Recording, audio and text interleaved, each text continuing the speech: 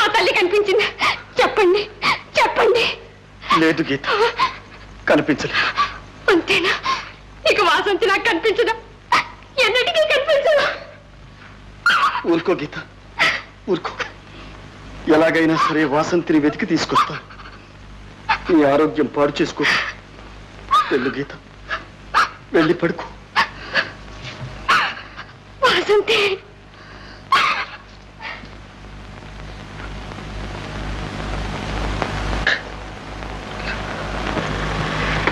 ఇవాళ నువ్వు లేచిన వేళ చాలా మంచిదమ్మా.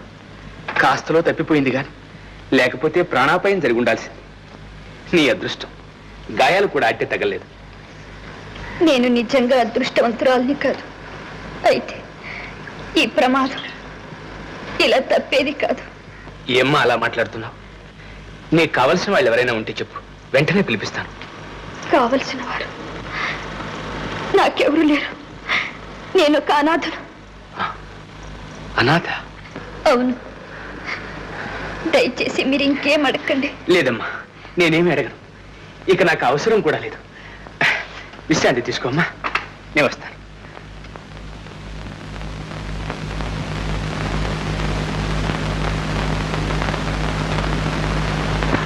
ఎక్కడండి? పంచ ప్రాణాలు నా మీదే పెట్టుకుని అక్క అక్క నల్లాడిపోయేది.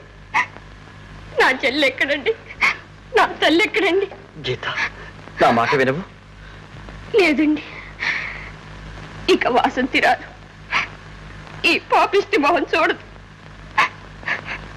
ఒక్క కడుపును పుట్టాం, ఒక్కటిగా మెలిగాం.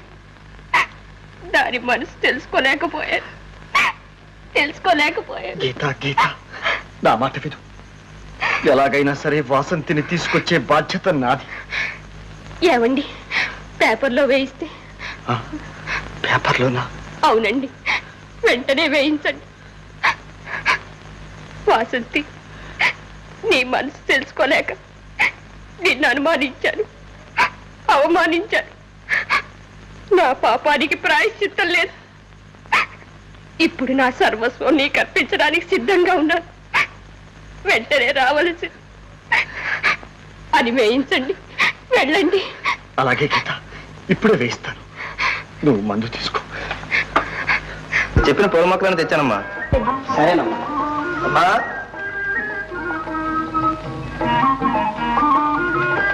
ఏమయ్యా? మీరు చెప్పిన పూల మొక్కలను తెచ్చానమ్మా.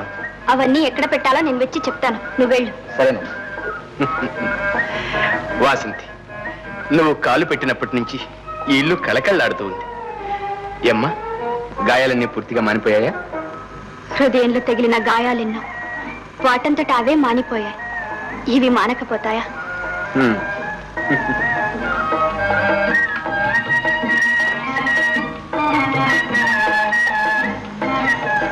మీ ఆదర అభిమానాలకు నేను రుణపడి ఉన్నాను. మీకు ఇంకా భారంగా ఉండడం నాకు ఇష్టం లేదు. ఎక్కడికి వెళ్తావమ్మా?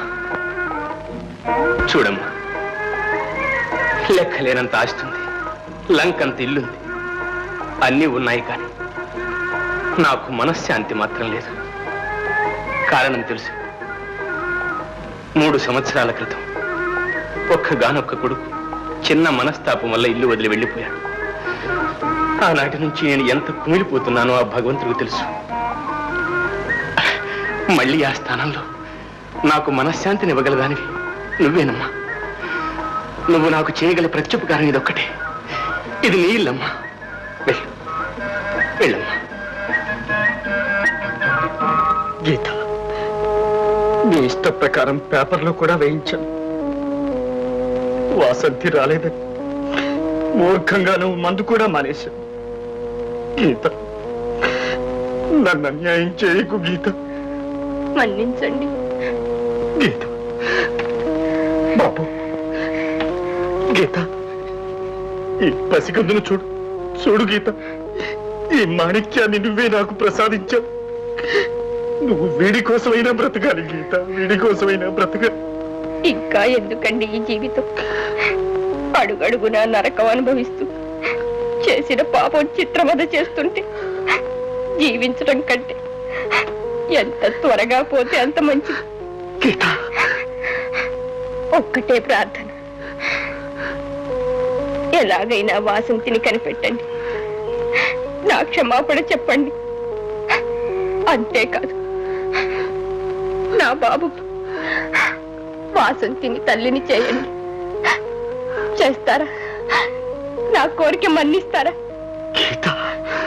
ఆలోచించకండి, ప్రమాణం చేయండి.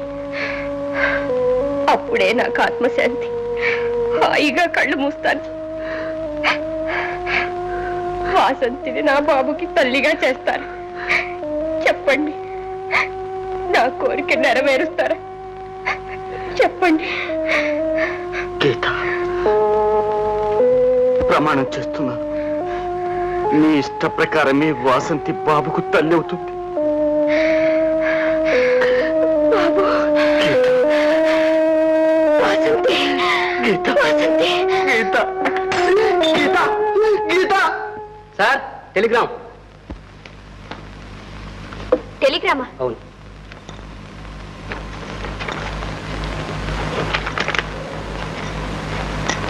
మావయ్య, మావయ్య, ఏమ్మా? మీకు టెలిగ్రామ్ వచ్చింది. టెలిగ్రామ్ ఏదమ్మా? చదువు.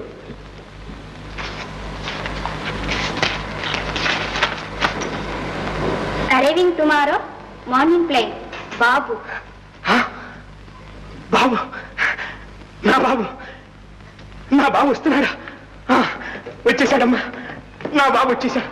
వాసంతి, నువ్వు వచ్చిన వేళా విశేషం తల్లి, నా బిడ్డ కూడా వచ్చేసాడు. మావయ్య, అమ్మా, ఇక నాకు ఏ చింత లేదమ్మా, ఏ చింత లేదు.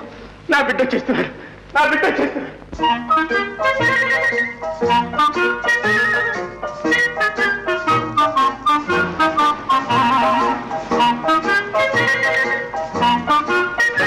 దండాలు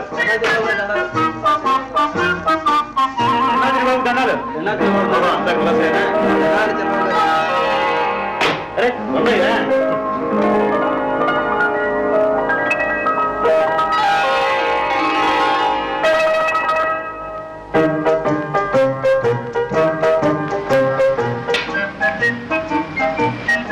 ఏమిట్రా అలా చూస్తున్నావు? ఎవరి కొత్తమ్మాయనా? ఈమె పేరు వాసంతి. వాసంతి, నేను నీకు చెప్పానే, వీడే మా అబ్బాయి. రండి.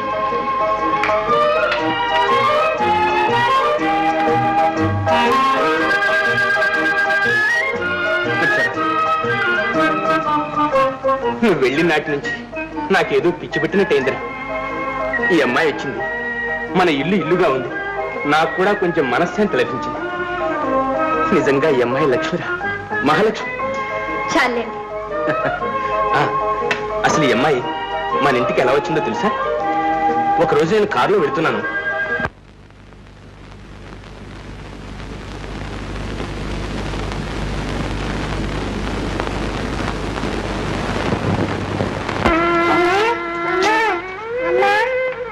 బాబు, బాబు, బాబు.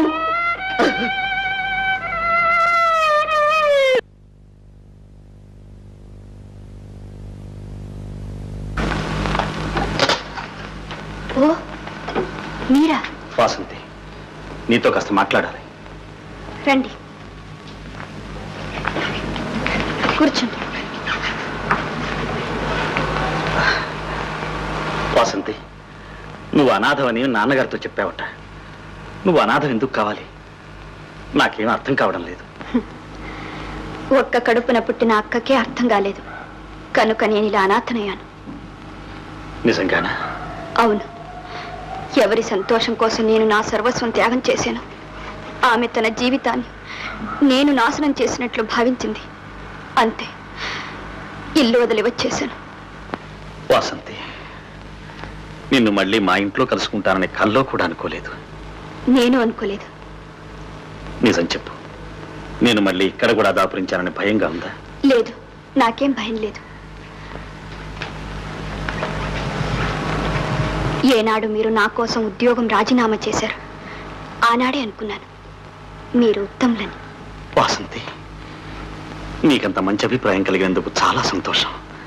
ఆ అభిప్రాయాన్ని చివరిదాకా కాపాడతాను. చూడు, ఈ ఇంట్లో నువ్వు సంతోషంగా స్వతంత్రంగా ఉండొచ్చు. ఇక్కడ నీ ఇష్టాన్ని కాదని ఏదీ జరగదు. ఈ మాట చెప్పడానికే ఇక్కడికి వచ్చాను. వస్తాను వసంతి.